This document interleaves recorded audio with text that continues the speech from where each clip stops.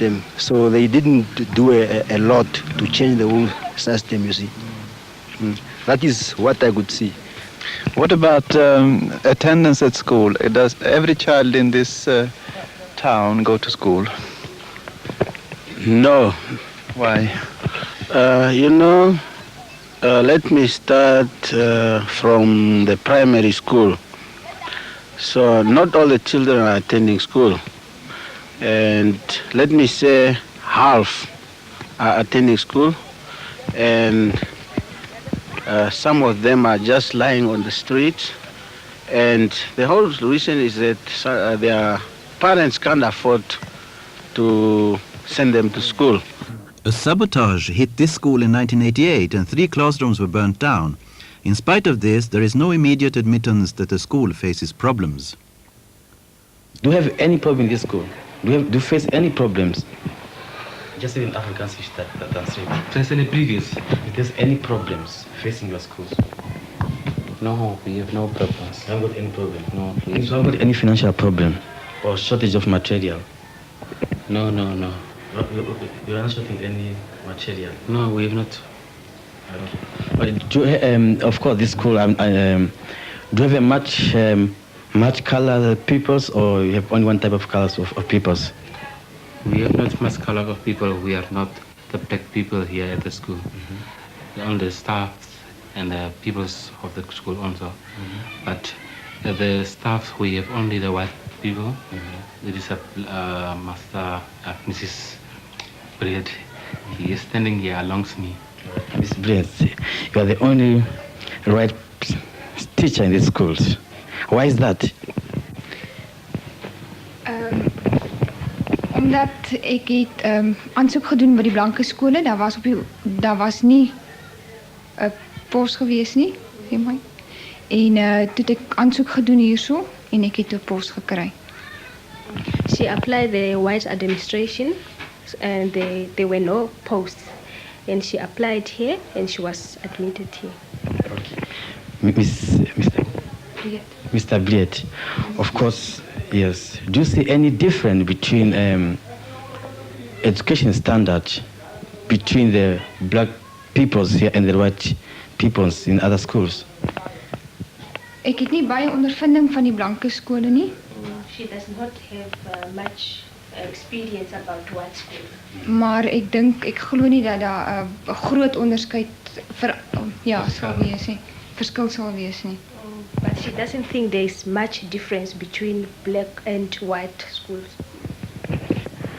You don't face any problem.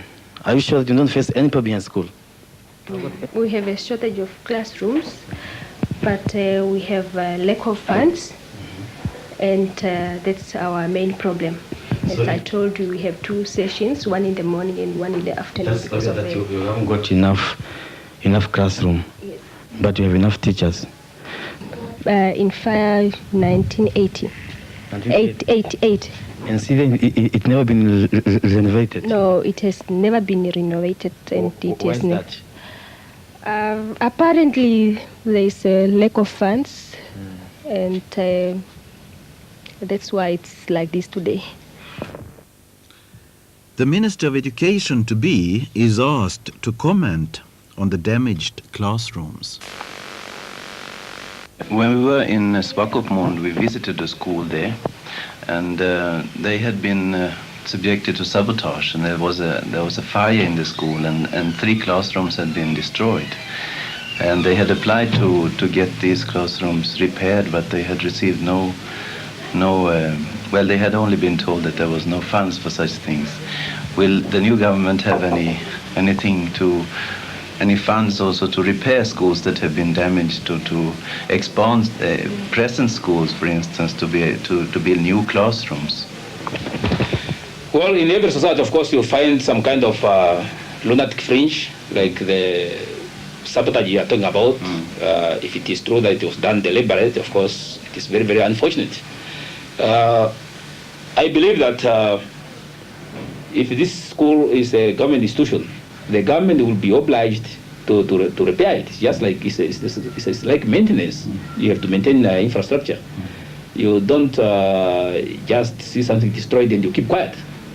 So I believe that the government is obliged to have the classroom repaired or rebuilt or renovated. Short of that, of course, I know the area you are talking about. There is a large mining company there. I don't know whether these people did approach some of these companies to see whether they can make some kind of contribution.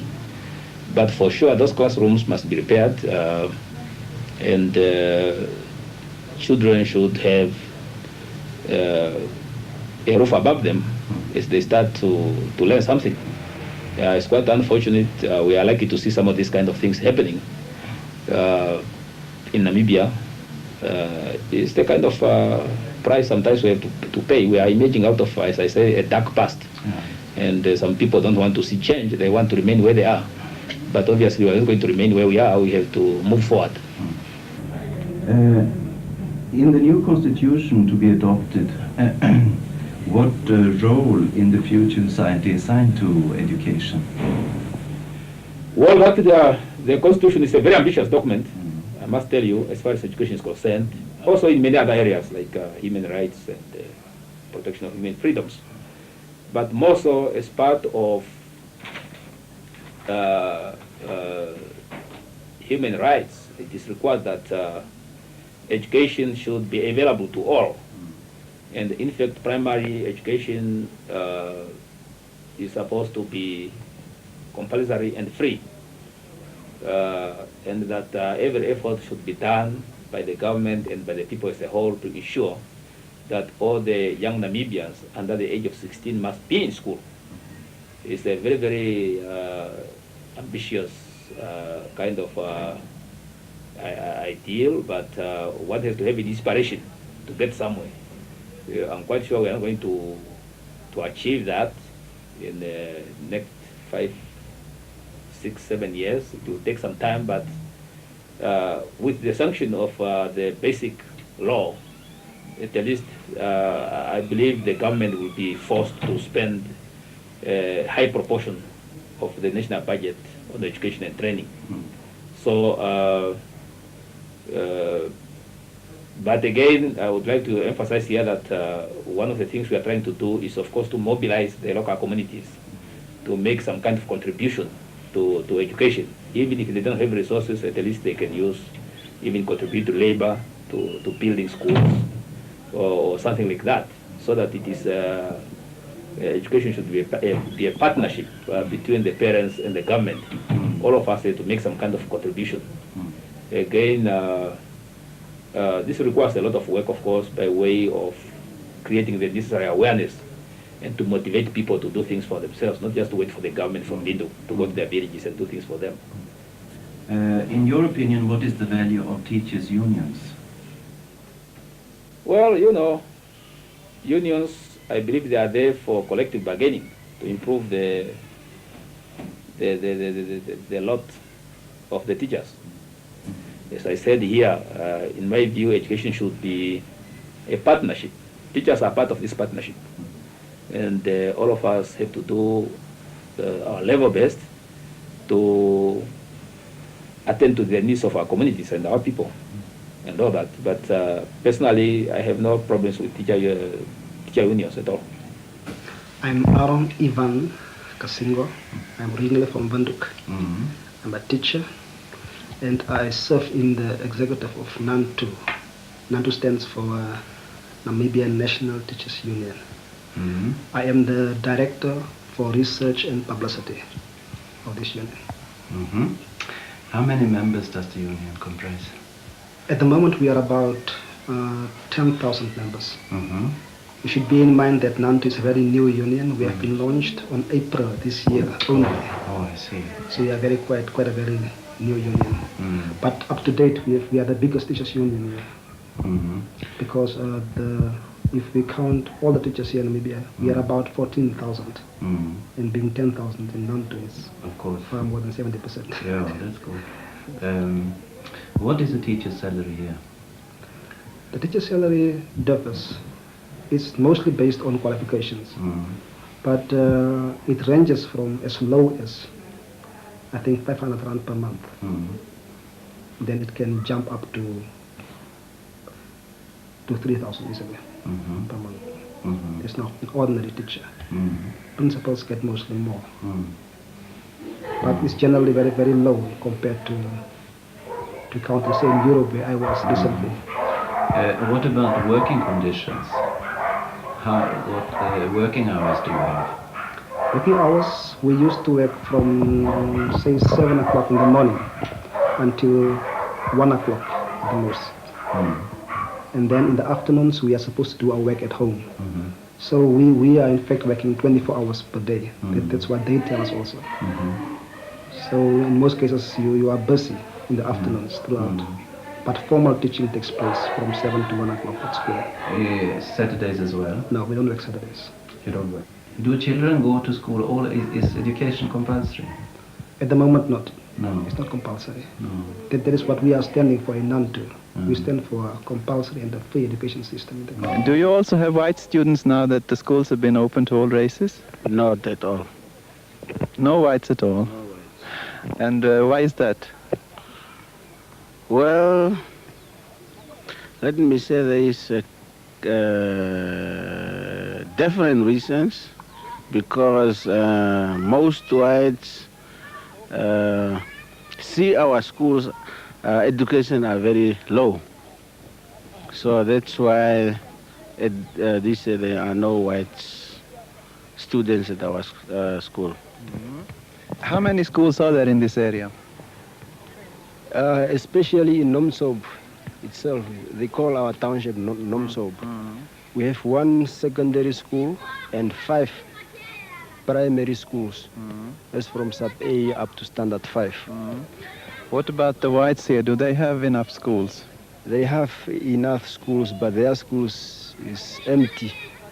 But can't you use them then? I beg your pardon? Can't you use them if they are empty? I hope so, and I believe it's everyone's dream here in our country. The straight road to economic wealth under apartheid was exclusively reserved for the white minority in Namibia, and the whites only make up 6% of the population.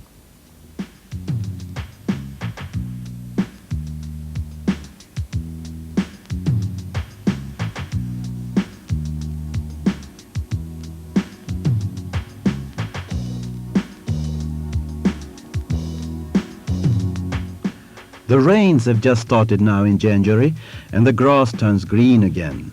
Here in Ovamboland, the blacks live either in their townships near the towns or in the country, in their enclosed kraals.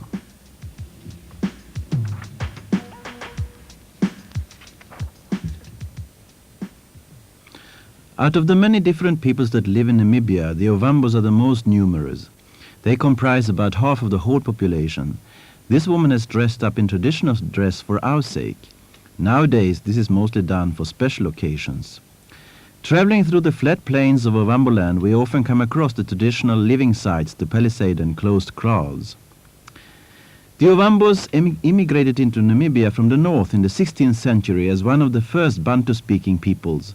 They were peasants and had a social order of a matrilineal kind, which, among other things, meant that they counted kinship on the woman's line and that the children carried their mother's name. Today, the matrilineal heritage is dying out and the patrilineal order is gaining ground, much due to the economic and political pressures put on the population during this century, with severe social and cultural effects. The woman has traditionally had a subservient role among the Ovambos, but this changing situation during the War of Liberation has altered this dramatically. Now the Namibian woman demands a rightful place in society as Namibia is gaining its independence. Before, a woman in Ovamboland could not hold any official position, as all such positions were reserved for men. As regards marriage, monogamy is most common, but it is not unusual for a man to have more than one wife. Traditionally, the more wives a man had, the higher was his status in society. With more wives, more land could be cultivated and he could grow richer. But during bad years, long droughts are frequent occurrences in Ovamboland, he has to share his surplus with others. According to tradition, the Ovambos split up in 7 different groups shortly after their arrival in Namibia, and they came to live in different areas. Among the Ovambos of today, the Ndonga and the Kwanyama are the most numerous. The Ovambos have, like other African peoples, a belief in a supreme being as well as in the spirits of their ancestors. The Kwanyama call their god Kalunga. He lives in the air but comes down to earth occasionally. He is present everywhere, and all good and bad things come from him. Traditional values are now losing ground in Namibia as more and more Ovambos come into contact with modern society, not least during the period of struggle. For people in Namibia, as everywhere else, finding food comes as priority number one. In Namibia, this can be far from easy. In such a situation, it can surely be understood that it must feel good to get an opportunity to shoot a bird for dinner.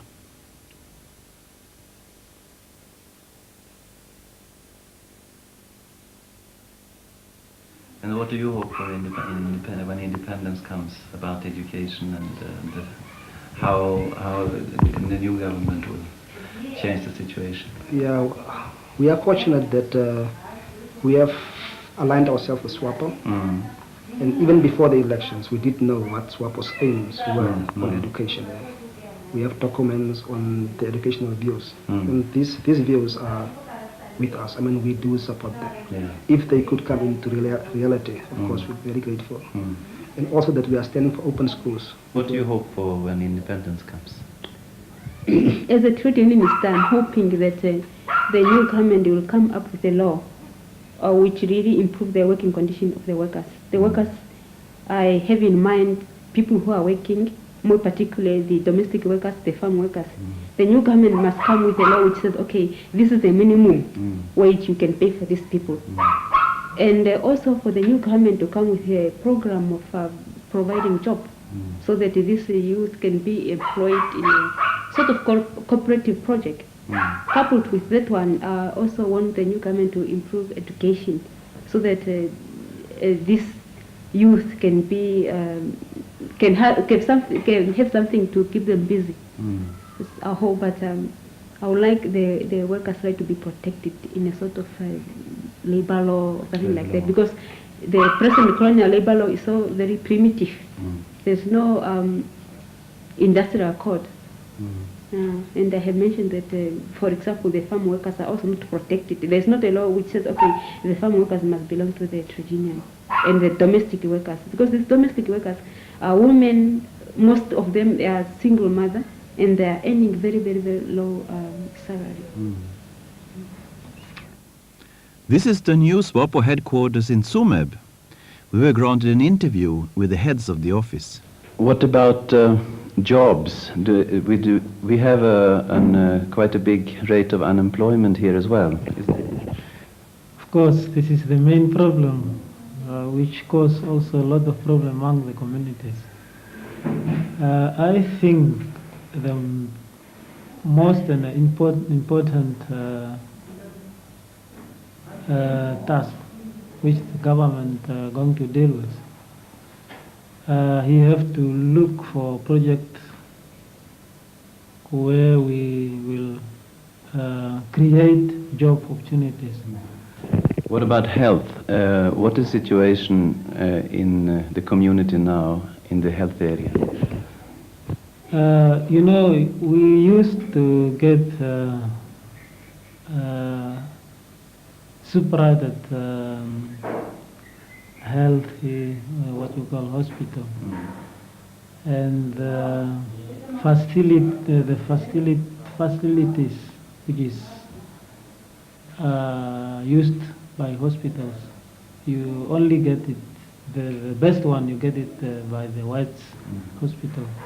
Here we have two hospitals, for the blacks and for the whites. And we did up to date, we haven't a doctor for this hospital. Those hospitals who belong to the whites hospital just come in and check and full time for the hospital of the whites. And things are going to be changed, that there will no more hospital for black, hospital for the whites. And I think it will solve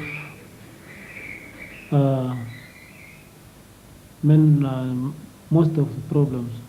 But in case of this, we are looking to have enough doctors it may be our doctors can will never solve those problems, but we hope that friends will be approached so that we can help within the coming years. What about preventive health, vaccination campaigns and things like that? Are there any plans for that? Of course, preventing is better than curing. So the death rate of children, especially the black ones, are higher than of those of the whites. And the adults also, adults I mean. So there is also a provision for vaccination. That means preventing people to become sick and so on. This is also in the program of SWAPO. And this is not just only done here in Chumap as such. This is meant for the whole country. And we are also not just only mentioning the case of blacks, it's the whole community of Namibia, the whole population, black and the whites together. Because we are in the same country, and we have to make sure this country should be made a paradise if we are really committed for the interests of our country, both of us, black and white. In the field of education, where do aid-given nations come in? What role would you see them fulfill in Namibia, like a country like Sweden, for instance? Well, there are a lot of things which can be done. The first things we are trying to do, of course, is to deal with the issue of content. Here we are talking about curriculum design and development. So we for sure will need experts to assist in various areas, especially in the areas of science, mathematics, teacher training, in-service training of teachers, textbook development, and all these kind of things. So there is a large field in which aid donors can assist. Then we come down to the school levels, especially secondary school levels. One of the problems we are faced with, of course, is the qualification of teachers. We don't have teachers who are properly prepared to teach at the secondary school, especially to teach subjects like science, mathematics, and of course, language arts. I think that for the foreseeable future, we are likely to need a lot of volunteers as teachers in secondary schools, while we are launching a program to train teachers.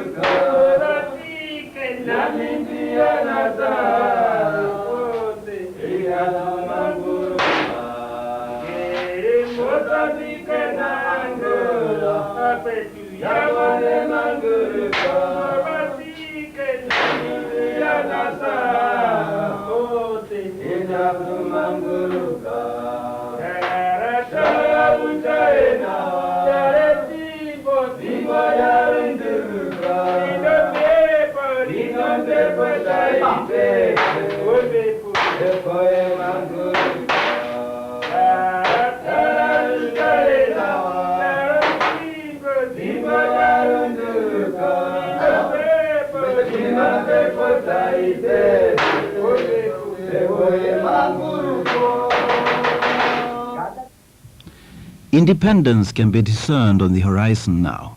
People's hopes are raised accordingly. The new government will solve their problems with education, health, unemployment and housing, and as soon as possible. But SWAPO will have to perform a high-quality balance act between the demands for speedy improvements from its predominantly black electorate and the need to create reconciliation between blacks and whites, so as not to frighten the whites and the money to leave the country. SWAPO does not want to see Namibia follow in Angolan and Mozambican footsteps, where the exodus of the Portuguese also meant economic disaster. Accordingly, SWAPO has proclaimed national reconciliation as the overall policy of the new independent government. The relation to the former colonial power South Africa is full of complications. Economically, it will take a long time before Namibia can break loose from the overwhelming South African dominance, ceasing to be just a fifth South African province and becoming a true independent nation with a national currency and an auto-centered economy. Politically, the burning issue of Walvis Bay must be solved. Walvis Bay, which is the only deep-sea harbor in Namibia, will not belong to Namibia when the nation gains its independence. South Africa will keep it as a political hold on Namibia, to the dismay and disappointment of the whole new Namibian nation. SWAPO hopes to solve this issue through negotiations, but if South Africa does not yield from its present position in the talks to come, the situation will quickly become untenable.